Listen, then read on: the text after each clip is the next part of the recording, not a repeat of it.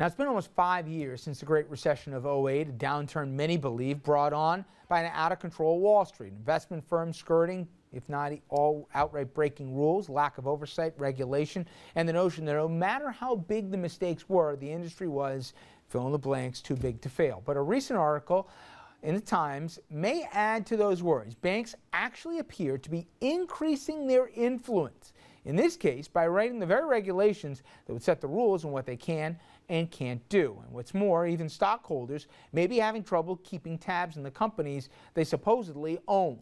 Now, for more on why it seems to be so hard to regulate Wall Street, we brought in Wallace Turberville. He's a senior fellow at Demos, former Goldman Sachs investment banker himself, and author of a recent piece, The Case to Demote J.P. Morgan Chase Chairman Jamie Dimon. Now, Jamie Dimon, at the end of the day, as many of you know, he kept both his hats at J.P. Morgan. But we did speak to him about the unsuccessful attempt to strip Dimon and what was really behind it when it came to his board chairman title.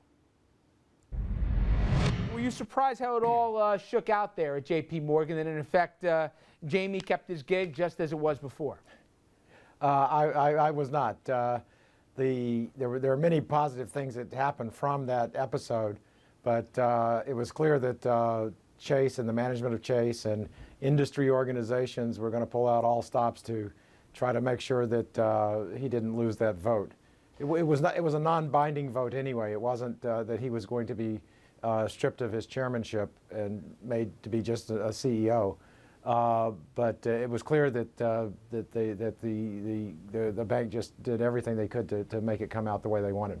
Isn't it a dirty little secret, Walsh, and I know you have a background on the street, that after everything that's happened, people still can't explain, even people who work in the financial sector, what derivatives are, let alone as to who and how they ought to be regulated? I recommend everyone read a piece that I'm going to have on the Demos website in the next week or so, which finally goes into exactly what a derivative is. I want no one ever to be in a cocktail party and not be able to describe what a derivative is, and go into exactly how they work and how dangerous they are.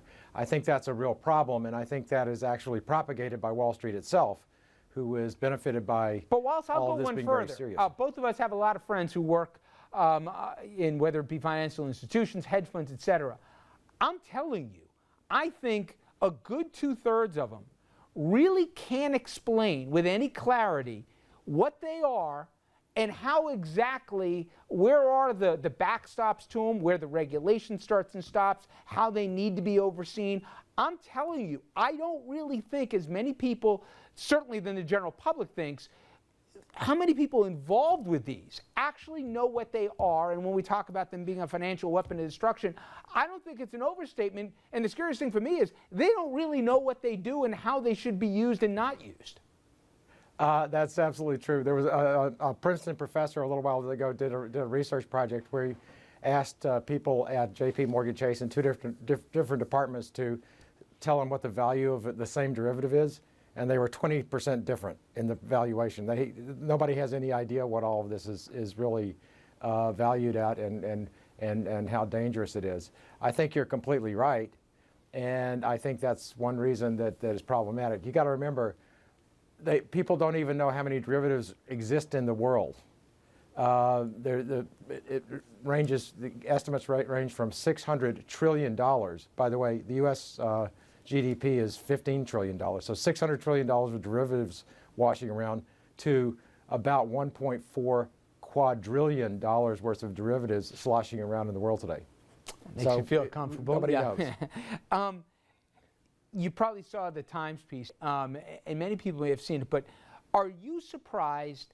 You don't have to be a conspiracy theorist worrying about black helicopters and 12 guys in a room running the world, let alone the company, to say, wait a minute. 4.5 years ago, with what went down, and now these guys are not only influencing, I mean, you'd have to be naive to think they wouldn't influence regulation, that's what lobbyists are for, but they're actually writing the legislation that would police themselves. And this is going on, and it's status quo. It's seemingly like 2008 never even happened.